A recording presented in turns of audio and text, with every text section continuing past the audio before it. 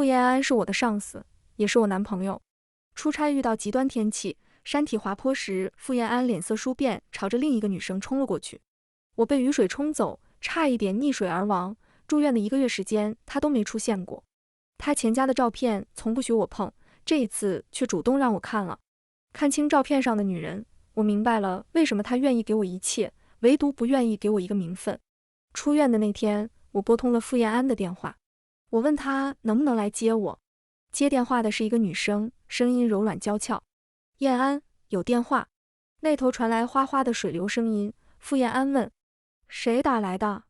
女孩说：不知道，你没备注。骚扰电话吧，挂了。护士催着我办理出院，我便不再停留。白天里，我和傅燕安是上下属的关系，夜里我们躺在一张床上缠绵。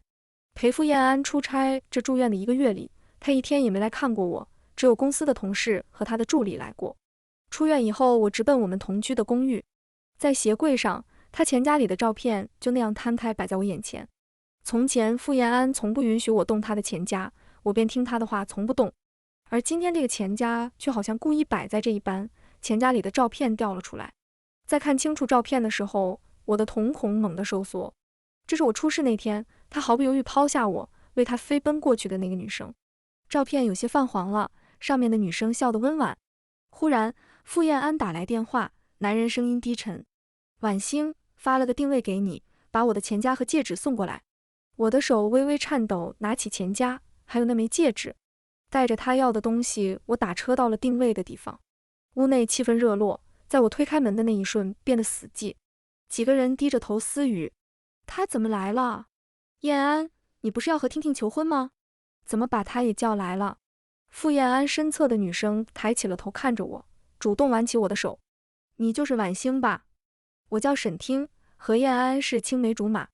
燕安都和我说了，我不在的这些年，谢谢你对他的照顾。饶是再傻的人都能听出他的话外之音了。傅燕安故意将钱夹落在了公寓，让我看见照片，还让我带着戒指过来。傅总，戒指给你，还有钱夹。我甩开沈听挽着我胳膊的手，对上傅燕安那双清冷的眸子。傅燕安，你说了什么？难道我们只是普通朋友，只是上下属关系吗？傅燕安轻笑一声：不然呢，婉星？难不成你还妄想当傅太太吗？我死死地将泪水憋在眼眶，不敢落下，看着傅燕安的眼睛。傅燕安，我不是你女朋友吗？只听周围响起嗤笑。他真把自己当燕安女朋友啦？拜托，一个打工的真觉得自己能当副总女朋友吗？这些刺耳的话像刀子剜在我的心上。傅燕安会带着我出席各种活动，他明目张胆地将我带在身边，从不否认我们之间的暧昧，让我住进他的公寓。我以为我们是男女朋友关系了。傅燕安，有普通朋友，有上司会和下属上床吗？傅燕安看着我，眸色平淡，脸上带着淡淡的漫不经心和不在乎。行了，婉星，我们从来都是等价交换，每一次发生关系，我都给你礼物了。听着他的话，我在眼眶打转的眼泪掉了下来。当着我的面，傅燕安将那枚戒指戴在了沈听的手上，戒指在白炽灯下熠熠发光，戴在那双纤细漂亮的手上。傅燕安让我去取这枚戒指的时候，我今天真的想过他是不是准备向我求婚。他搂着沈听的腰，轻轻撩起他额前细碎的发丝，温柔地落了一个吻在他的额前。我打包了所有的东西，离开了傅燕安的公寓。他送我的奢侈品包包我一个也没有背过。还好在和傅燕安同居之前，我没有退掉之前租的房子。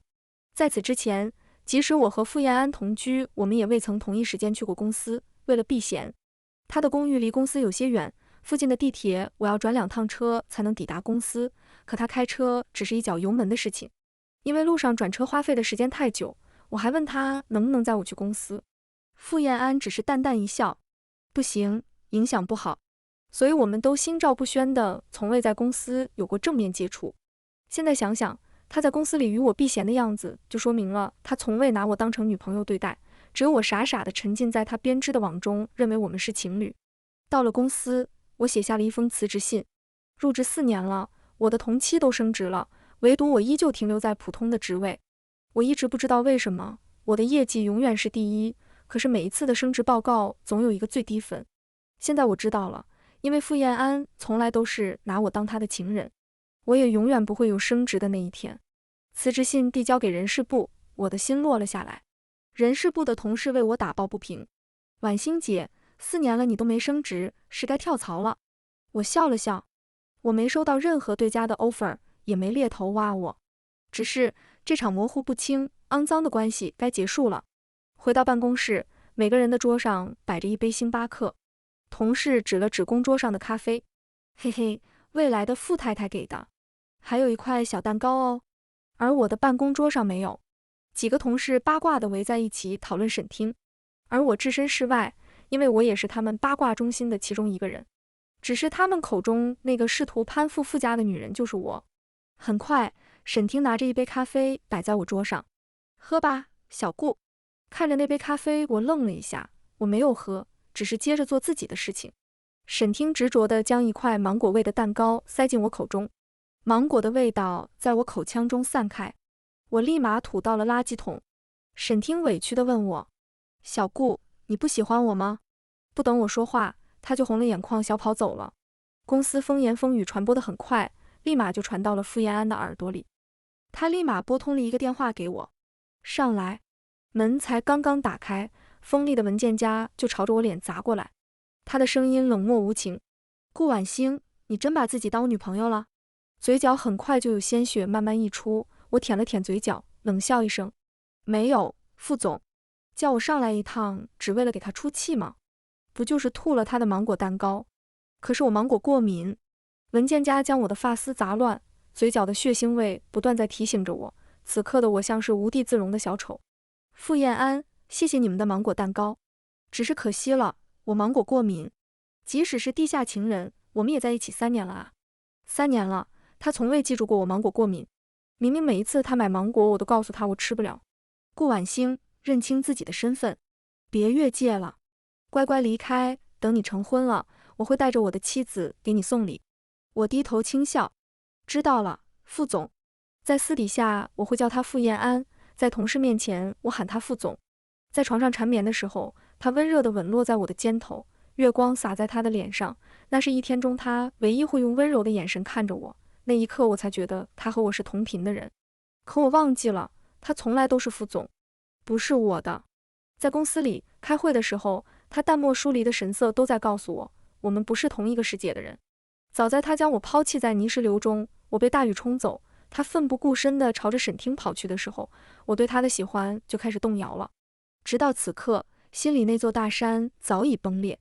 齐鹤，你说的话还算数吗？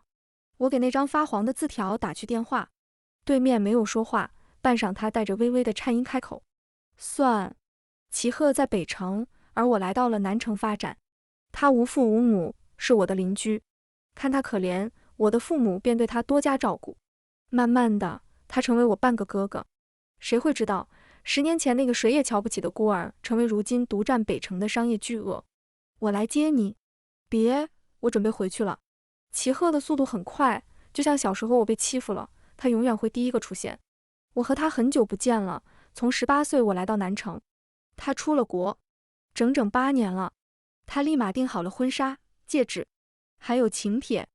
夜里，我收到一通陌生电话，还有一条好友申请。我通过了那条好友申请。婉星，我是沈听，你好像有东西落在我未婚夫家里了，记得来拿。他拍了一张照片发给我，这些是傅延安送我的礼物，各种限量款的包包，还有高定的连衣裙。那些连衣裙我从未穿过，包包也没背过。我也知道了，为什么傅延安总是执着地送我礼物，原来在他眼里，我们从来只是一场等价交易，不是我的。回复完，沈听也没再给我发消息了。离职手续流程很快就走完了，只差领导层签字。我不是领导层，4年了，我一个职位也没有升过。找领导层的签完字，我顺便将印好的请帖发了出去。只是婚礼在北城，离南城有些远，我也只给关系好的同事发了请帖。收到请帖，同事明显的愣了一下，然后笑着看我：婉星，你闷声干大事啊，恭喜了。齐鹤18岁就身价过亿了，光是这些年他送我的礼物就超过8位数了。我戴上了那枚他18岁就送我的戒指，戒指上刻着我的名字，英文的 Star。收拾好办公室的物品，准备离开时，在公司楼下和沈听擦肩而过。沈听却叫住了我，他的目光落在我的右手上。顾婉星，你偷了我的戒指。我抬起右手。沈小姐，你眼睛有问题。沈听脸色一变，戒指还我，否则我就报警。我点头。行啊，那你报警吧。很快我就收到了传唤。傅燕安双腿交叠坐在椅子上，一如往常，看我的神色淡漠。婉星，戒指还给听听。我从未说过要娶你，办公室的请帖你最好收回。不知道你的野心这么大，不仅敢偷听听的戒指，还敢在办公室发请帖。以你的身份，不配当傅太太。我平静地对着他一笑。傅燕安，谁说新郎是你了？他怔了一下，眼中晃过一丝不安，接着他的嘴角勾起。婉星，差不多得了，再闹下去就不好收场了。我将戒指脱下。傅燕安，看好了，上面刻着的是我的名字，和他沈听没关系。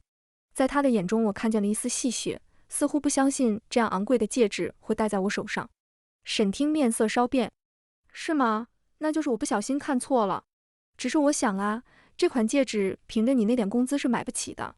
即使他知道自己污蔑了我，还能以这样的借口洗清自己，几句话就将自己恶劣的揣测带过。沈小姐，那你下次记得戴眼镜出门哦。他的脸色立马就被呛红。离职的事情很顺利，这是我第一次庆幸自己的3次升职申请书被傅燕安驳回了。否则我需要走复杂的离职流程，还需要通过他的审批。抱着箱子走出这座办公大楼，坐上了飞往北城的飞机。落地北城时，齐赫早在机场等我。多年未见，18岁那个意气风发的少年，如今成了北城新贵。他穿着妥帖的西服，手中捧着一束鲜红欲滴的玫瑰。向我走来的那一瞬，我有些愣了神色。好久不见。是啊，真的好久不见。齐赫带着我去看婚礼现场，亲手为我设计婚纱和戒指。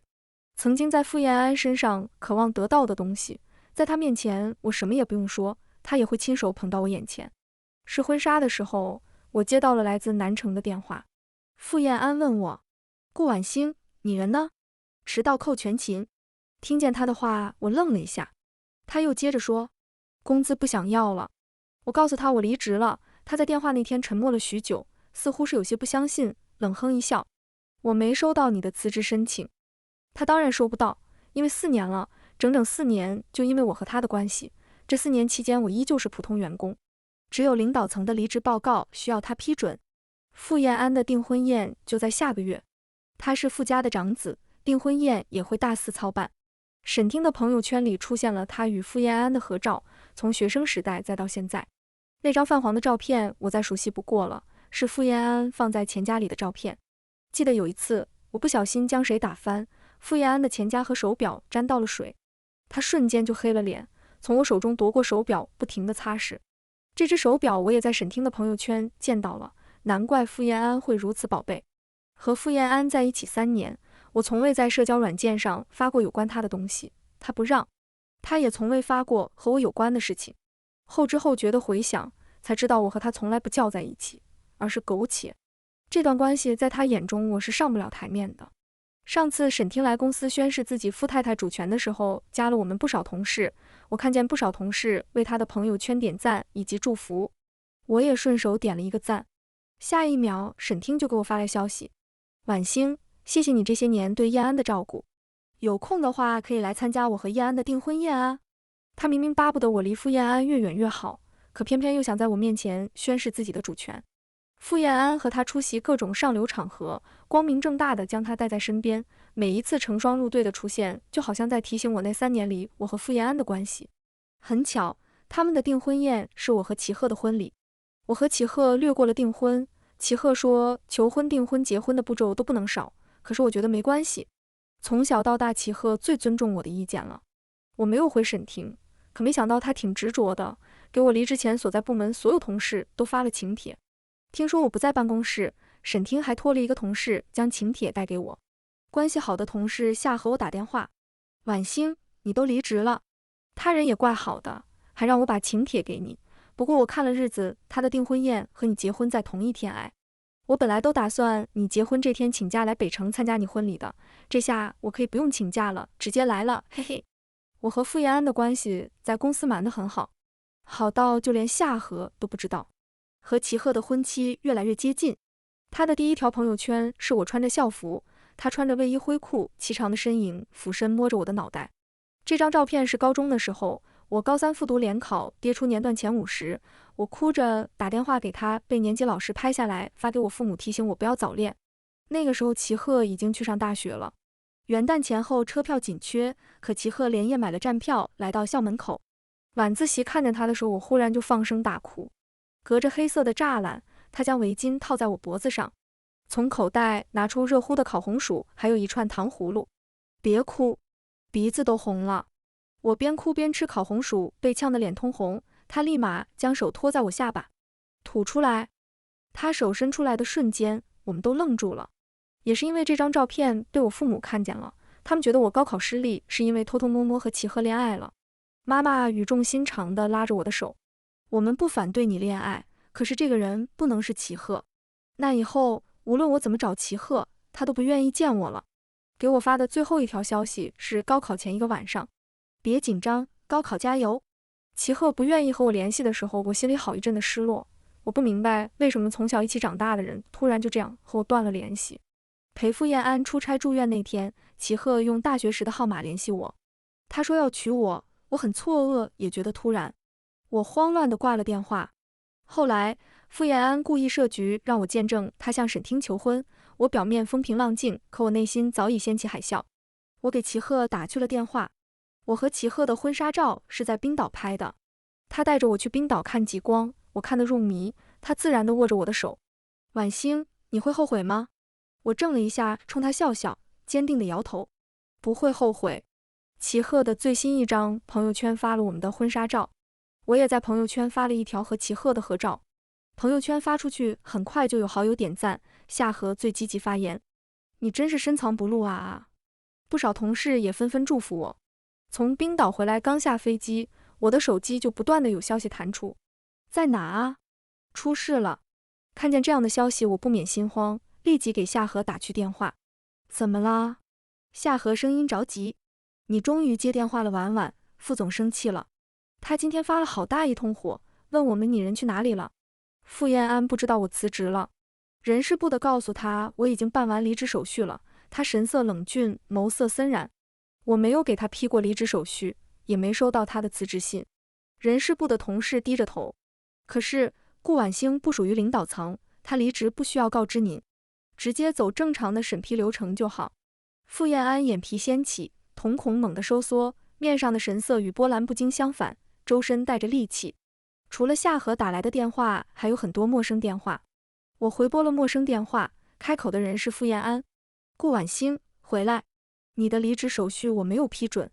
听见他的话，我忍不住笑了。傅燕安，我的离职手续早就走完了，你爱批不批？忽然他低吼，你离职为什么不告诉我？我为什么要告诉他？傅燕安，是你一次一次的驳回了我的申请升职，对吗？也是你一次一次在年终评定的时候给我打了最低分。他的声音变得沙哑。不等他说完，我挂了电话。齐赫在旁边等着我，见我挂了电话，他牵住我的手。和傅燕安同居第1天，我以为是确认了男女朋友关系。我花了半年攒下来的工资，为他买了一条新的手表。他的手表全是高达6位数的奢侈品，我省吃俭用的手表在他一众的表中也显得廉价。他也很少戴那条手表。除了手表，我还亲手做了2枚戒指。送他戒指的时候，他微微蹙眉，眼底的质疑闪过。回想他的表情是戏谑和嘲讽，他大概在心底笑我。好在这对戒指不算贵，我还天真的拉着他的手说，这是我们的定情信物，我只会把戒指送给喜欢的人，戴上了戒指，你就是我的人了。傅燕安很轻很轻的笑了，眼尾微微上扬。他也给我买了一条手链作为回赠，那条手链不贵，款式很好看，我一向舍不得戴。傅燕安还说，一条手链而已，没必要这么宝贝，坏了买过就是。我不停地摇头，脑袋晃得像拨浪鼓。这不一样，这是我们的情侣手链。他轻轻一笑，不说话。那天从他的公寓搬出来，走得匆匆，手链和他送我的礼物我都落在了屋子里，现在想起就像笑话。傅燕安又联系我，手链呢？你不要了吗？自己回来拿，不要我就丢了。他居然觉得我舍不得一条手链。傅燕安，不要的话你就丢了吧。他冷笑一声，怎么，包包、鞋子、裙子你都带走了，手链你也带走？我不希望我未来的妻子看见这条手链会难过。傅燕安送我的奢侈品，最终我还是带走了，因为沈听发微信给我说，自己过来收拾干净，我不用别人的二手货，摆在我家太占地方。当时我就找了一个家政去帮我收拾，那些包包我也带不走，想着和公司的同事关系也不错，我全都打5折出售了。傅燕安，那你丢了吧。傅燕安居然觉得我会去闹他的订婚宴，在订婚的前夜，他的朋友还特意来提醒我，不要妄想自己能嫁给傅燕安。傅燕安亲自发消息给我，明天我要订婚了，你可以来，但是别闹。看见这条消息时，我正在化妆间梳头发，妈妈拉着我的手，她眼眶微微泛红。早知道你会吃这么多苦，妈妈当年就不会逼你和齐赫分开了。能有什么委屈瞒得住妈妈呢？妈妈知道我和傅燕安的事情了，我本以为她会像高考前夕时那样凶我，可是她没有。她看见我拖着行李箱回到家，只是默默去厨房煮了一碗我爱喝的玉米排骨汤。快喝，外面天冷暖暖胃。但我当时和齐赫是真的什么关系也没有。我无奈地喊，妈，我高3真的没有早恋。妈妈握紧了我的手，还说要是没早恋，你大4毕业那年他怎么会出现在你学校？拍毕业照的时候，我听见有人喊我的名字，看见和齐赫相似的身影，不是我的幻觉，那个人真的是齐赫。听着妈妈的话，我的思绪呆滞了好久。哎呦，不说了，阿赫也是我们看着长大的，当时不希望他和你在一起，是因为他父母双亡，也没给他留下什么。我们不愿意你和他在一起吃苦，现在想想，当年是妈妈错了。妈妈描述的齐赫，是我从未看见过的齐赫。她说她和齐赫交谈的晚上，齐赫红了眼眶。齐赫12岁，父母双亡，站在灵堂前，少年挺直了脊背，周围是哭泣的声音，也令他没掉下任何一滴眼泪。他的眼神幽暗，看谁都冷漠，看不出喜怒，看不出悲哀，甚至不要任何大人的照顾，他一个人完成了父母的葬礼。12岁的齐赫一个人吃饭，一个人上学，拿着社区的补助金过日子。12岁的我看着12岁的齐赫，我觉得他一点不像12岁该有的样子。他比所有同龄人都成熟，和他一起长大。我的父母看他可怜，便开始照顾他的1日3餐，他也像哥哥一样照顾我。在学校里，我跟着他走，便再也没有任何人敢欺负我，即使有人嘲笑他。野孩子，孤儿没父母，在接二连三的孩子笑声中，齐赫也没有红过眼睛，他只是掀起眼眸，用毫不关心的眼神看着周围的小孩。那一瞬间，他就不像是个孩子。齐赫比同龄人都高，有他护着我，总是很有安全感。妈妈摸了摸我的头，行了，不说了，天亮了，妈妈希望你们幸幸福福的走。婚礼开始前，夏荷赶到我的婚礼现场，他告诉我沈听和傅燕北的订婚宴取消了。傅燕北到人事部问我下落的时候，忽然发现公司不少同事都拎着他再眼熟不过的包包。他随便抓了一个人问，包是哪里来的？夏荷拎着包嘿嘿一笑，傅总你说这个呀，晚星卖我们的，打5折呢。傅燕北手僵住了，声音微微颤抖，你说这些包包都是他卖给你们的？夏荷点头，对啊。得到答案的傅燕北眉眼紧蹙，他疯狂地给我打电话，我都没接到，我正在准备婚礼。他人呢？夏荷蒙圈了，谁呀？傅燕北急切地喊，顾婉星人呢？夏荷愣愣回答，我也不知道。夏荷给我描述的时候，长舒了一口气，你都不知道？他那眼神吓死人了。然后莫名其妙的，他就取消了订婚宴。我和夏荷坦白了。说完的时候，夏荷嘴巴夸张的能塞下一枚鸡蛋。你瞒得可太好了，他真是人模狗样的。夏荷的手机响起，来电提示人傅总，他的声音急促，夏荷，顾婉星呢？你桌上的请帖是他的对吗？夏荷看了我一眼，嘴唇张合，有些犹豫。我摇了摇头。夏荷说，我不知道啊。傅总，我这里风有些大，信号不好，我先挂了。婚礼开始，我不由得有些紧张。我们户外婚礼，3月的天不冷不热，微风轻轻吹着。他站在台子中间，爸爸妈妈陪在我的身侧，陪着我走到齐赫身边。细碎的发丝下，眉骨硬朗，鼻梁高挺，薄唇轻抿。那双桃花眼和我对视，他的眸光流转，唇角轻轻上扬。对视的那几秒，他的眼睛一寸一寸的红了，眼尾湿润。我们说着婚礼誓词，他为我戴上婚戒，婚戒是他亲手设计的，钻石的形状是星星，在暖阳下折射出细碎却亮眼的光芒。我愿意。齐赫的声音在颤抖，他的眼中鲜少有这样紧张的神色。我也愿意。礼堂的大门被人推开，另一个声音同步响起：顾婉星。齐赫的胸前还挂着簪花，他身穿订婚的西装，额前沾满了汗水。他看着我，不断地摇头。顾婉星。齐赫用力攥紧了我的手，我也反握他的手，力度很轻，却很坚定。我们的婚礼流程依旧继续，傅燕安在门外站着，身子在颤抖。他大喊我的名字：顾婉星，听我解释好吗？宾客们纷纷回头。傅燕安随意找了一个位置落座。敬酒的时候，我举起酒杯，大大方方地碰了他的杯子。介绍一下，我的前上司。齐赫嘴角浅浅勾起。傅总，久仰大名。傅燕安不可置信地看着我身侧的男人。齐赫是北城的新贵，他崛起的迅速，仅凭几年的时间就能够在北城立足。傅燕安看着我，眼神不甘。我只是你的上司吗？我捂嘴呵呵一笑。不然呢？傅总您说呢？傅燕安盯着我，像是要把我盯穿。婉星，我们之间的关系好像不只是上下属吧，更像是情侣。我将杯里的酒一饮而尽。沈听怎么没来？你不是说等我新婚要送我礼物吗？我挺期待的。他亲口说过，等我成婚了会带着妻子一起来给我送礼物。傅燕安的眼里泪水滴答砸在了地上。齐赫端着高脚杯，轻轻碰了碰傅燕安僵持在半空中的杯子。那就替婉婉谢过你要送我们夫妻的新婚礼物了。傅燕安笑了，笑得勉强难看。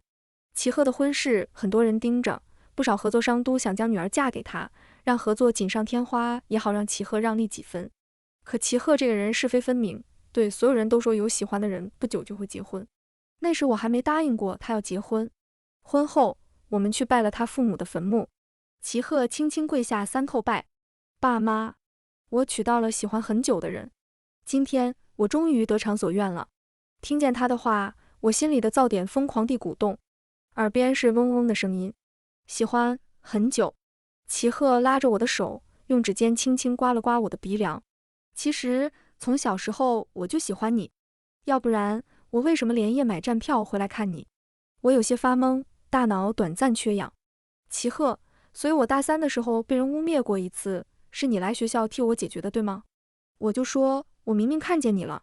大4那年拍毕业照，你叫了我的名字，这不是我的错觉，对吗？我扬起脖子看着他，他点头。是我。都怪我对感情太过木讷，喜欢是会千里迢迢的从异地过来见我，只因为我考差了。也会因为我在大学的时候和舍友闹了矛盾，关于我的谣言满天飞，是他偷偷的为我解决了。谣言被解决的时候，辅导员只是说，你亲人来过了，都解决了，回去安心上课。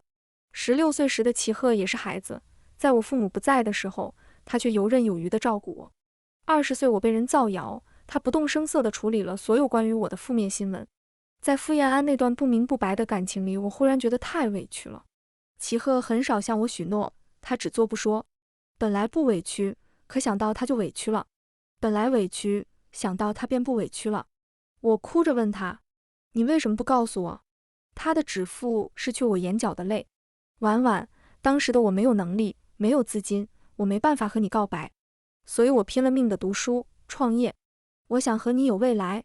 如果我知道在你人生中空白缺席的这么多年会让你这么委屈，我不会离开你。番外，傅燕安视角。和顾婉星在一起3年了，沈听回来了，我和他确实应该断了。他走得很干脆利落，利落到我不敢相信。他离职了，我居然不知道。我很生气，为什么他离职没人告诉我？我打电话给他，他平静地告诉我，我4年都没晋升，只是普通员工离职，无需告诉你。我心微微抽搐了一下。屋子的东西他都收拾完了，只留下一条我送他的手链。我会送他各种奢侈品，唯独不送首饰，首饰应该送给我未来的妻子。手链是我唯一送过的首饰，路边买的不值钱，只是为了还他送我的戒指。他明明最喜欢这条手链了，居然没带走。我有些心慌，打电话问他，他让我丢了。我没丢。我在公司里看见了很多熟悉的包包，这些都是我送给顾婉星的。有几款包包目前南城只有一只，但这款包包却出现在了公司女员工手上。